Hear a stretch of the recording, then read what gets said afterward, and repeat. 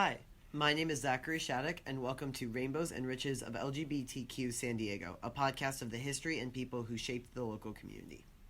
Today, we'll look at a discovery that revealed a key piece of local history, the steps taken which created the LGBT center San Diego has today.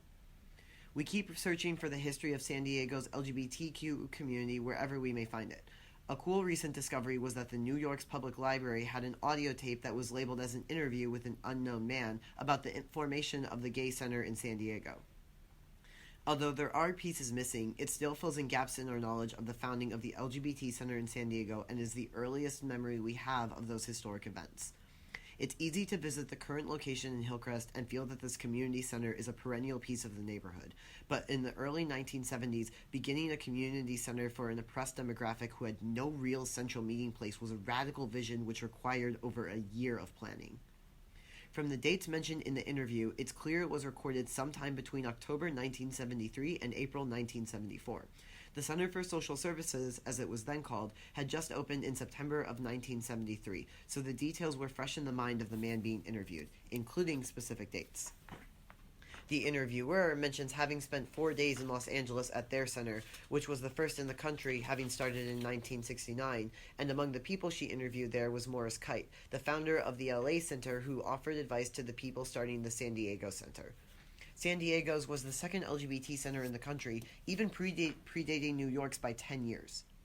We were able to determine that the man being interviewed is Charles David Hollenbeck, who usually wrote under the name Charles David. Back then, many people were reluctant to use their actual names in gay publications because discrimination based on sexual orientation wasn't just legal, it was encouraged. Lambda Archives has Jess Jessup's and Bernie Michaels' notes on those meetings, and Michaels wrote that David Hollenbeck was a participant in those early planning sessions. The Gay Center for Social Services is the offshoot of two sources, really. The Gay Liberation Front of what is now San Diego State University and San Diego State College, and the philosophical child of the Gay Community Services Center in Los Angeles, which is one of the original of its type in the United States, and which we here, being close to Los Angeles, knew of, and those people who were aware and activist, or aware and activist, and they're not necessarily the same thing. They're sometimes separate. I'm just aware but not activist, as a general rule. Looked towards as a time when we could get one like that here, All right, so those are the two sources. One guy in particular, Bob Jessup, whom I have talked to about you, and who will talk to you if times work out right. He's the present director of the Gay Center for Social Services. He, in college, maintained and sparked the GLF up there, along with some other people. And then when he got out, he kept a thing called the Gay Information Center going when the GLF just sort of collapsed. And he kept it going with his own money. Throughout the interview, Hollenbeck refers to Robert Jessup, the driving force behind the center and eventual founder of Lambda Archives, as Bob. Everyone else, both in oral histories and people who are still around who knew him, all called him Jess. He also referred to himself as Jess in personal letters. Hollenbeck reported that on April 10, 1973, they put on a carnival that raised about $2,300 for the center. As the money started coming in,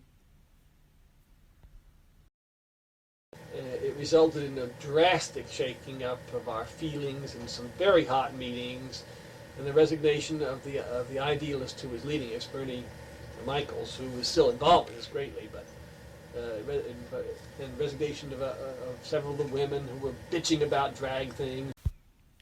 There were growing pains. And the beautiful period of consensus is gone, and now you have to follow lines of authority, and rules have started to come in, and when that happens, David's out. First, the House it turned out to be very good. We've gotten steady results all the way along the line. The women are cooperating tremendously. People are pouring in and taking advantage of it. It's working. The story has a happy ending, And we know the LGBT Center was a success as it has grown not only into the second oldest, but the second largest in the country. Unfortunately, the tape is incomplete. There is no introduction and there are pieces missing.